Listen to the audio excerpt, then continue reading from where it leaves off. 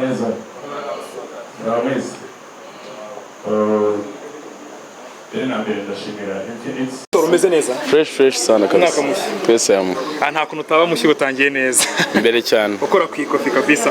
na kabisa uvuye mu murenge usezeye ubusore ugiye faranga ari watinze asante sana kabisa umeze neza ni kontra sinywa ryari ni kontra imaze iminsi tuvuganyeho na Infinix ariko uno munsi nyirizina niho yabayo launched ndakeka ari wo munsi nyine navuga ko ari wo munsi nyirizina ariko buri umuhanzi yamamaza ikintu kuko nawe agikoresha cyangwa gusa n'umufungo icyambere ni akazi ariko nyine iyo abantu baguhaye amafaranga wazana ikize gukoresha icyo kintu kandi ariko oya nubwo ari no kuba oblige kuko mwabonye Infinix telefone yasohoye ni telefone nziza cyane byanga byakunda umuntu wese ukunda telefone cyangwa ukoresha telefone mu kazi ka buri munsi ntago yabura kuyigura ni telefone nziza ubwo ni telefone yitwa ngo kugira ngo abadukurikiye Hot 40 ni ikintu kinini kuri njye ko ni nayo kontra nkoranye na company nini kuba natangira kariyeri yanjye ya music nkeka ko ishobora no gufungura amarembo y'andi ma contract ni ikintu kinini kuri njye yego mu minsi ishize na Juno mwari mubanye mu gitangazo nawe sinyindi contract kandi nayo itari ntoya ngira ngo yanagiye asimbura Debeli na Pamela nawe sinyindi contract nini kuva mwava mu bitangaza niki kivuze iki bivuze iki ku bantu bavuye mu bitangazo ko muri babiri ni amahirwe ko ntago navuga ko wenda hari kinini kiba cyatanzwe cyangwa iki ni amahirwe tuba twagize ariko harimo no gukora of course kubera ko tuba twakoze kugira ngo company nk'ingi nini nka Infinix iguhereza akazi nuko hari ikintu kinini baba kubonamo no gushima Imana rero ko tutigeze duhombera igitangaza icyo wabwira abantu bashishikariza kuba bafata telefone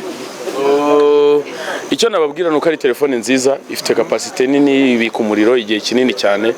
ni telefone umuntu wari wese ukunda kuba ari muri movement z'akazi ke cyangwa se gukipinga ama memories ifite kamera nziza ni telefone mu by'ukuri nashishikariza umuntu wese ukunda telefone nziza kandi igezweho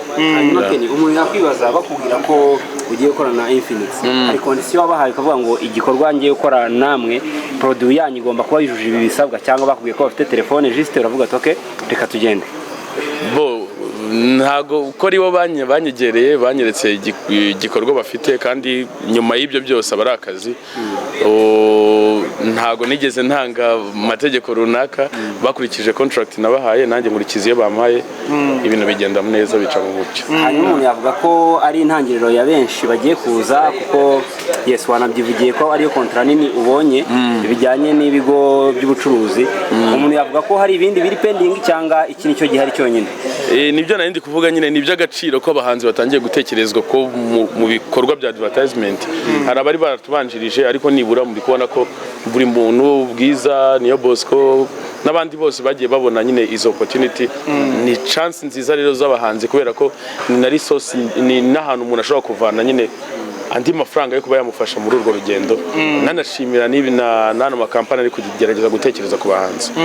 ni contract tugiye kuzajya tubona Kenisi akora iki uretse kubona ku mafoto ku byapa ni bihe bindi uzukunda ni indirimbo nziza ni ukwamamaza ibyo bikorwa nyine aho bica hose kubera ko bazenguruka igihugu kugira ngo abo bantu bagende babona iyo product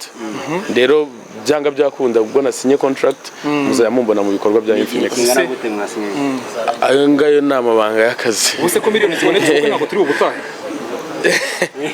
ntago ari uko miliyoni zabonetse zari zihari ngendana na gahunda zanjye ubwo bikaba ryari rero nzabamenyesha nkuko n'ibindi mwabimenye niho watumenyesheje ubwo niko byari bipanze ase wabipanze gute man reka wenda ngiho gatoya ku ruhande ho gato ejo ndari umuntu twakoze interview umukomediye aravuga ati shaka Kenisi yagiye mu murenge afite ababounce bambaye kuteri kandi begeranye bafite n'ibyo kubera ko nari mu buryo bwanjye bw'akazi kubera ko nabira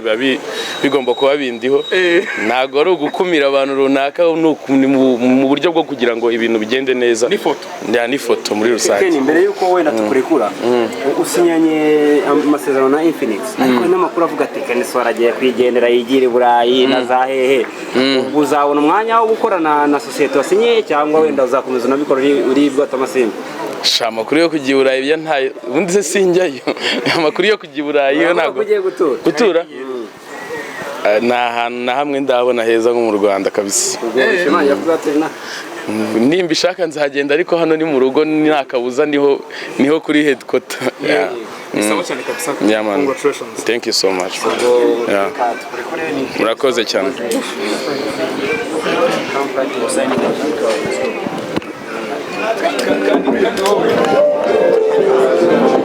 Yeah.